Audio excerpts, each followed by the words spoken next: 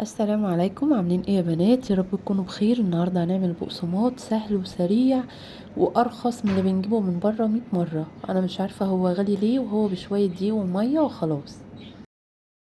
معايا بقى نص كيلو من الدقيق، هنزل عليهم بمعلقه كبيره من الخميره، معلقتين كبار من السكر، 80 ملي من الزيت، ومعايا 250 ملي من الميه اللي هي كوبايه شاي عاديه، بتكون ميه دافيه علشان خاطر تفاعل الخميره بتاعتنا.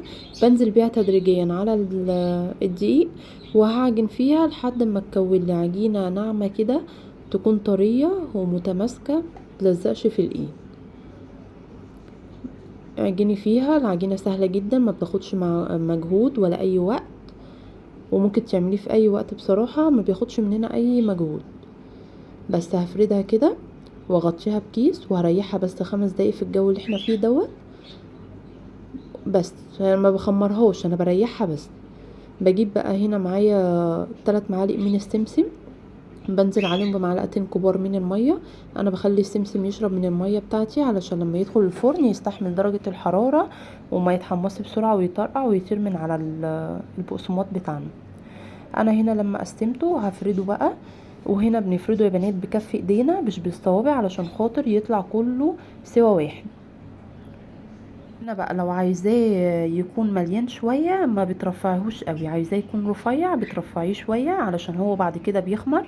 انا فردت السمسم، واول لما بفرد البقسماط بتاعي كده بحطه في قلب السمسم، وبعد كده بحطه بقى في صاج. وفي الخطوة دي بكون مشغلة الفرن على درجة حرارة 200، بيسخن، بيكون البقسماط بتاعنا خمر.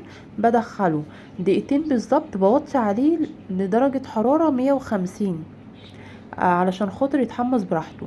ما بشغلش عليه الشواية خالص، وبتابع بقى البقسماط من تحت اذا كان حمر او لسه، على حسب بقى درجة الحرارة بتاعة الفرن بتاعك. بس هنا بقى برضو بقسمه وبفرده واخلي حجمه معقول للحجم اللي انا حباه، لاني بعد كده اعملوا حسابكم ان هو بيخمر يا بنات فبيتخن شويه. بصوا انا هنا سيبته بقى نص ساعه يخمر، قلت اعمل شكل تاني من البقسماط. هنا بقفله كويس على بعضه علشان خاطر ما يفكش مني في قلب الفرن، او اول لما يخمر ممكن يفك، فهنا لازم نقفله كويس. وبحطه برضو في السمسم بتاعي، وخلاص انا خلصت كل الكميه. واول لما خمر بقسمه، عايزاه زي ما هو سيبيه، بس انا شايفه ان هو لما يتقسم بيبقى حجمه حلو.